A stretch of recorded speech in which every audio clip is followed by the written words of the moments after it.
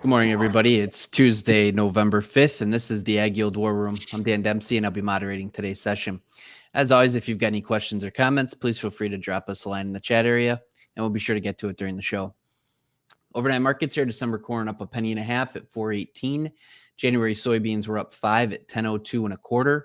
And December Chicago wheat was up 5 at 5.73 3/4. This morning, the USDA had an export sales announcement of 124,000 metric tons of corn to unknown destinations for 24. Yesterday afternoon, we got crop progress and conditions out. Corn came back 91% harvested. That was versus 81% last week and 75% for the average. Soybeans are 94% harvested. That's up from 89% last week and 85% for the average. So we're well above the average for both corn and beans. Winter wheat, 87% planted. That's up 7% from last week and just a little bit short of the average at 89%. Conditions for winter wheat are 41% good to excellent, up slightly from last week from 38%. And 45% for the average. We've got election day, guys. We're going to get through it here. Ben, maybe just a few thoughts to kick us off, and then we'll throw it around the room. Yeah, I've been in the same place here for the better part of the last 7 or 8 days, which is we're still in a range, a fairly well-defined range. I can see markets today just being very quiet like they've been the last 2 days, and I wouldn't be surprised if a reduction in participation maybe loosens things up a little bit.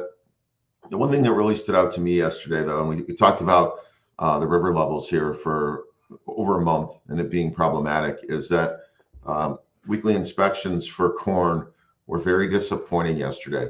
And is that going to be something that we can cure with low river levels to get that moving along? Ultimately, we have to ship it.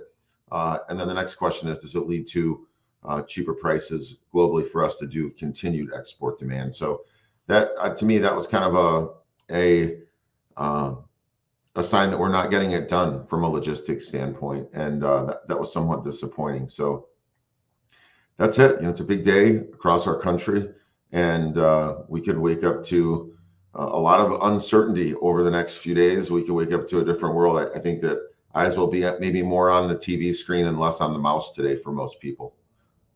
Yeah, that's a good point. Justin, what's your thoughts as we head into the day? Yeah, I think there's, I agree with Ben. I mean, I think there's a lot of money on the sidelines. Warren Buffett sold another 25% of his stake out in Apple, sitting on basically a record cash position. And I think that is indicative of what a lot of people are doing right now. Just want to see what's going to happen. So that's not a bullish or bearish statement. It's just, I think, just an uncertain, I don't think anyone's got a strong conviction here. I think grain, you can see it in the grains. There's just not a great case for a massive bear market or bull market here. So I think we're in a holding position. I think Ben said it well. I think the money says that. I think people's attitude says that. We finished harvest at near record pace. Mm-hmm. I think eventually there's going to have to be some big decisions made in the farm sector. Right now it's just like, focused on harvest. A lot of guys didn't take a single day off, which I can't remember really happening. So I think, the dust is settling. We got election here. I think once the dust does settle, there's still some big decisions that have to be made in the farm economy. I think we talked about this several times, but looking at 2025 cost of production numbers, where current prices are, it's a kind of a dismal look right now. How far we are below cost of production for a large portion of growers throughout the country. Unless you own all your ground and have a really low cost producer. Anyone that's renting ground, I mean, it's, as you all know, it's been very sticky, this inflation or this cost. So it's going to be interesting how this all plays out. We've been trying to crunch numbers in South America. I think, they're even below cost of production. So to me, that's the key. In the short run, you can stay below cost of production. In the short run, the market doesn't care what it costs you to grow corn or soybeans. But, when you start affecting North and South America, I think it's an issue, and I don't know how you fix it, but It's pretty. I mean, I don't know what you think, Dustin, but it's the most dramatic I've seen since I've been in the business on how deep low cost of production numbers we are on a big scale. Yeah, and I think, I've heard this a lot. People say, well, it doesn't really matter if the market doesn't care if I make money or not. And I think it does when it's on a grand scale. At some point you start to see acreage shifts. You see people change the way they practice, what they're putting down, how much they're investing into it, how much prevent plant we see. So all of that tends to go into it. And I think the last time I really felt this way was 2020. And, at the time we had talked a lot about, the fact that people had there's a heavy election for PLC because we had started that year quite weak. We're still kind of the tail end of that trade war. We were building large supplies during that time frame. We hadn't fully understood the losses from the 2019 crop year yet. And then, of course, COVID hit. So we were down in the lower threes. And the take at that time was it's got to go to 280. And a lot of people would say this online. Social media was a buzz about it. But the reality was PLC was set at 370 that year. And crop insurance was deemed to be in the money down at 330 for the average policy holder holding an 85% policy. So just between those two things, there's actually a better balance sheet for corn acreage if prices were to go to 280 and trigger PLC payments and large insurance payments, then had it rallied. So there was a reason to not sell, and yet there was still an aggressive, bearish, you kind of built in kind of the worst of mentalities that year post-COVID. And of course, what happened was we had the opposite result. We had extreme loose monetary policy, fiscal policy rather. And then China started fulfilling the phase one trade deal. And then we found out that the 2019 crop size is a little bit smaller than we expected in the end. All those things led to, from lower threes to a $7 market before that crop year was up, early 2021. And I wouldn't argue that needs to happen again to any sort of similar degree, but I think it's just a reminder of when the pendulum gets too low. And it feels that way right now. Globally, it's not easy to make a lot of money producing corn. It's a high cost crop. And I think we're going to see that in acreage elections next year.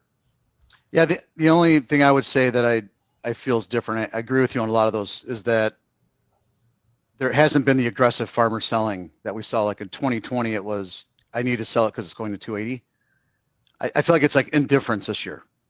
Like there was forced selling going into, call it September 1st, where a lot of farmers had to get rid of old crop corn that they kept rolling or keeping in commercial storage. So there was kind of a forced liquidation, so to speak, going into our harvest. And then it seems like since then it's been kind of sitting on your hands. Like there's been selling off the combine just because of speed of harvest. But it still feels to me, and maybe I'm wrong, but it just feels like there's still a lot of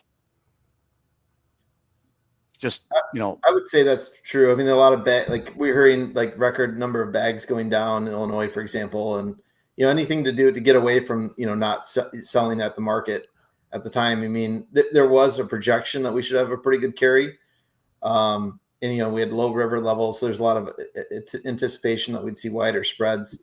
Spreads have narrowed quite a bit, and we've been seeing a lot of basis pops in spots like Iowa. So like corn's not moving fast enough, and supposedly we have a record yield and we had a 2 billion bushel carry in. So why is that? It is kind of interesting to see the tightness in the market right now.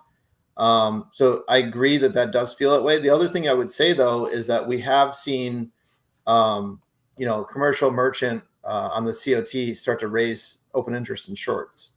So maybe the selling is happening to some degree. It's just happening into JFM. Because we're seeing it on paper market increase and open interest, but we're not really seeing it, on widening spreads in the cash market right now. Mm-hmm. Well, it'll be interesting the first part of next week too, because I mean the number of growers we've had on the show, have agreed that there's a little holding pattern to see what shakes out today, or the rest of this week, to know. And who knows what you're betting on? I don't even know that they know that what they're betting on, but it's still an uncertainty. Well, let's address that actually, because I've had a lot of questions on like what happens if Trump gets elected, what happens if Kamala gets elected. I would say it's really, really hard for me to project that. I mean, if you guys have an opinion on it, but one thing that I think a lot of people agree on is if Trump is going to try to raise Chinese tariffs aggressively for not meeting the phase one trade deal, everyone assumes that that's bearish with Trump. But there's the flip side of that story is that they did fulfill phase one trade deal in the end of 2020. Right? And perhaps because the framework's already set, is that they don't dig their heels in and they actually do start to fulfill it to try to avoid the 60% tariff increase. That would be a kind of a low cost dollar for them to spend to avoid very problematic tariff increases. So it could actually go completely the other way too, which is that China comes out buying and surprises everybody because that's their best dollar spent to avoid it.